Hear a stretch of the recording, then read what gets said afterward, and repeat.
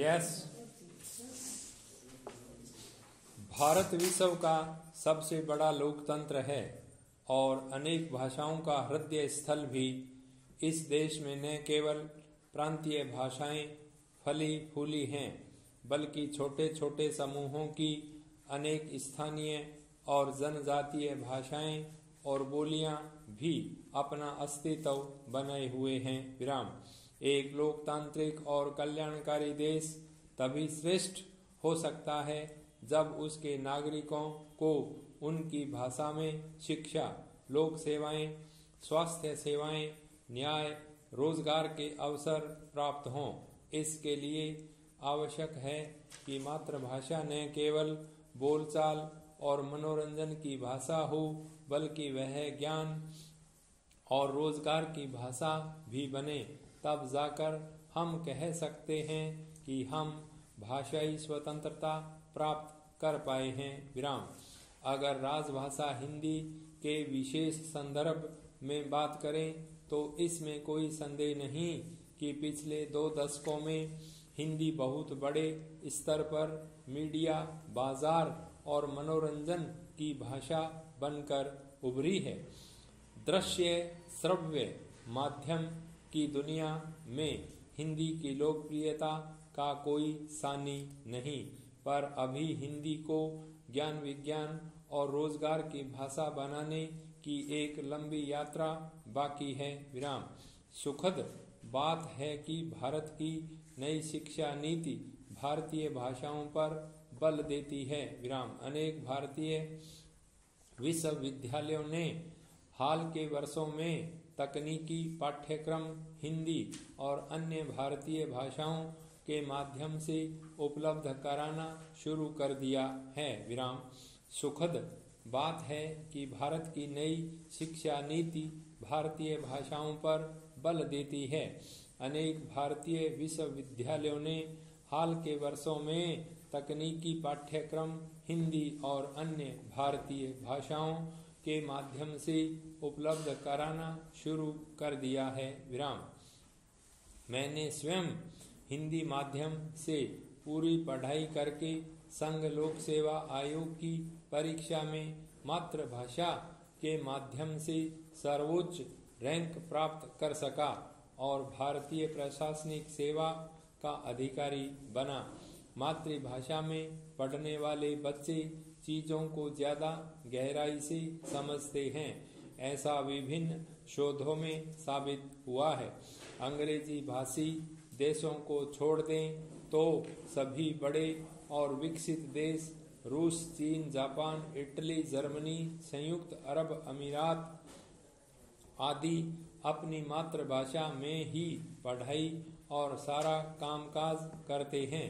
ऐसे में हमारी क्या मजबूरी कि हम मातृभाषा पर किसी अन्य भाषा को तवज्जो दें।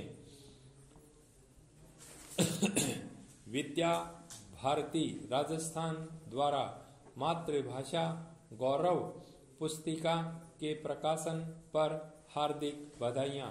भारत के संविधान की 8वीं अनुसूची में सूचीबद्ध 22 भाषाओं को मातृभाषा का पद प्राप्त है, जो देश की सांस्कृतिक विविधता और बहुभाषाओं की समृद्धता को प्रकट करती है। यह हमारे लिए गौरव की बात है कि विभिन्न प्रकार की विविधताओं के बाद भी भारत की एकता और अखंडता अक्षुण्ण है। वर्तमान समय में वैश्वीकरण के कारण कई भाषाएं लुप्त होती जा रही हैं। यह हमारे लिए चिंता की बात है, लेकिन भारतीय सांस्कृतिक और राष्ट्रीय धरोहर होती हैं।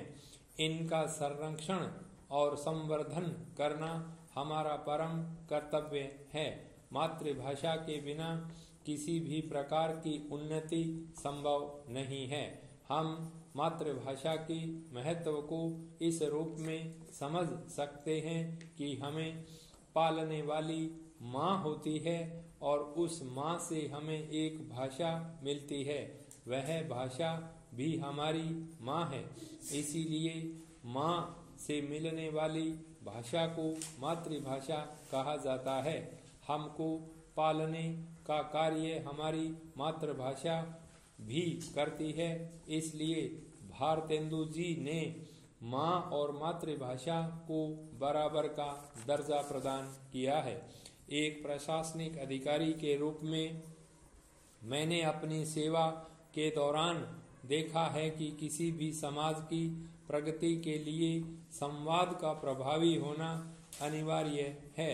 संवाद का यह प्रभाव तब अधिक स्पष्ट और गहरा होता है जब यह मातृभाषा में होता है। राजस्थान जैसे विविधता राज्य में जहाँ अलग अलग बोलियां और भाषाएं बोली जाती हैं, वहाँ मातृभाषा में संवाद से न केवल प्रशासनिक प्रक्रियाएं सुगम होती हैं, बल्कि लोगों के साथ एक गहरा संबंध भी स्थापित होता है। 2020 में लॉकडाउन संकट के दौरान कोटा में मैंने व्यक्तिगत रूप से अनुभव किया कि मातृभाषा में संवाद ने हमें 50,000 से अधिक छात्रों को सुरक्षित उनके घर पहुंचाने में मदद की। उस विकट परिस्थिति में जब हर व्यक्ति डरा हुआ था, हिंदी और क्षेत्रीय भाषाओं में संवाद ने भरोसे का सेतु बनाया। यह अनुभव मुझे बार बार इस सत्य की ओर प्रेरित करता है कि मातृभाषा न केवल हमारी पहचान है, बल्कि यह हमारे कार्य को अधिक मानवीय और प्रभावशाली बनाती है। मातृभाषा किसी भी व्यक्ति की सांस्कृतिक और भावनात्मक जड़ों का प्रतीक है। यह केवल एक संवाद का माध्यम नहीं, बल्कि हमारी सोच, परंपराएं और संवेदनाओं को व्यक्त करने का आधार है। एक सरकारी विद्यालय में पढ़ने वाले छात्र से लेकर डॉक्टर और फिर भारतीय राजस्व सेवा के अधिकारी बनने तक का मेरा सफर मातृभाषा हिंदी से गहराई से जुड़ा रहा है। चिकित्सा और प्रशासनिक क्षेत्र में मेरी यात्रा के दौरान मैंने देखा कि अपनी भाषा में संवाद करना लोगों के दिलों तक पहुंचने का सबसे प्रभावी तरीका है। चाहे वह मरीजों के साथ चिकित्सा परामर्श हो या प्रशासनिक कार्यों में निर्णय लेने की प्रक्रिया, मातृभाषा ने हमेशा मेरी मदद की है। यह न केवल संवाद को सरल बनाती है, बल्कि विश्वास और अपनत्व का सेतु भी बनाती है। विद्या भारती से शिक्षा प्राप्त करना मेरे जीवन का अभिन्न हिस्सा रहा है। यहाँ से मैंने केवल शिक्षा ही नहीं, बल्कि अपनी मातृभाषा, संस्कृति और राष्ट्र प्रेम की गहरी समझ भी प्राप्त की। आज राजस्थान पुलिस सेवा में रहते हुए मैं गर्व से कह सकता हूँ कि मेरी मातृभाषा हिंदी न केवल मेरे कार्य की आधारशिला है, बल्कि समाज के साथ जुड़ने और उनकी भावनाओं को समझने का सबसे प्रभावी माध्यम भी है।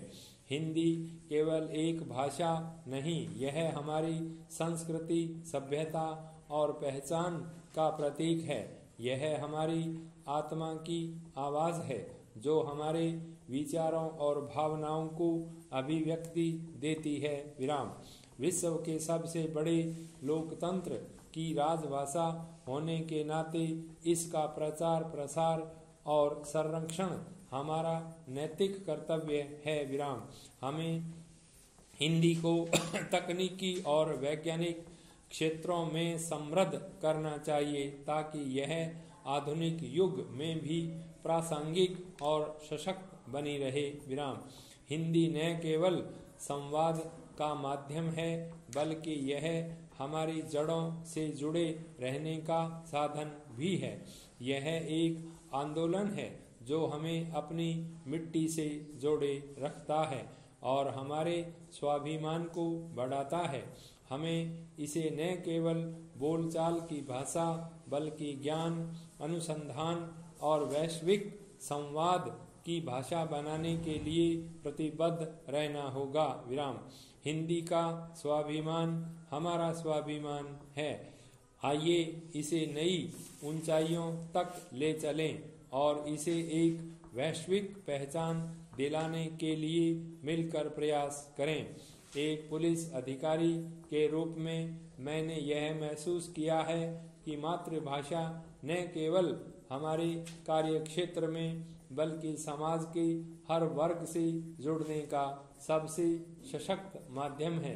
ग्रामीण इलाकों में जब किसी महिला से उसकी समस्या जाननी हो या किसी बुजुर्ग किसान से उसकी बात समझनी हो तो मातृभाषा के माध्यम से संवाद अधिक सरल और प्रभावी हो जाता है। यह भाषा हमें लोगों के दिलों तक पहुंचने और उनकी भावनाओं को समझने में मदद करती है। स्टॉप।